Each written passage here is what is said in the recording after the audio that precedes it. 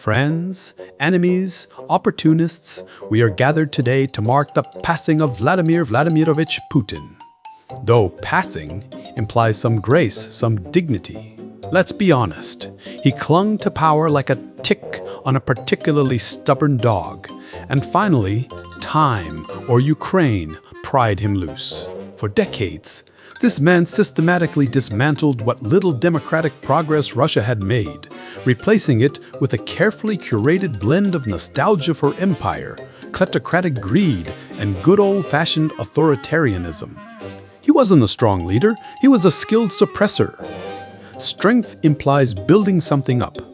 Putin specialized in tearing things down. Independent media, dissenting voices, neighboring countries. The list is long enough to circle the Black Sea.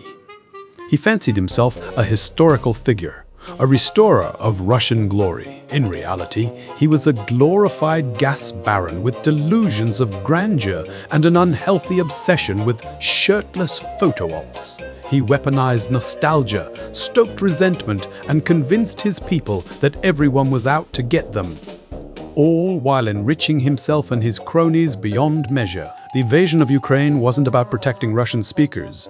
It was about Putin proving he still mattered, that Russia still commanded respect, or at least fear. It revealed him for what he truly was, a man terrified of modernity, of freedom, of anything that challenged his control. He brought devastation to Ukraine, suffering to millions, and a new level of global instability, all in service of his ego.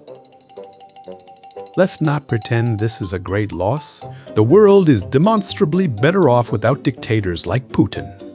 Men who see people as pawns in their games, who value power over peace, and who believe the ends always justify the means, even if those means involve bombing hospitals and stealing children. He leaves behind a Russia weakened by war, isolated on the world stage, and riddled with corruption.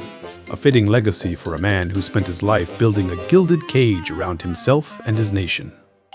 And now, to help Ukraine rebuild from the wreckage he created, we're accepting donations at the door. In fact, you can take a piss on his grave for just $5. It will go to reparations for Ukraine. He wouldn't have minded. He was used to people stepping all over him anyway.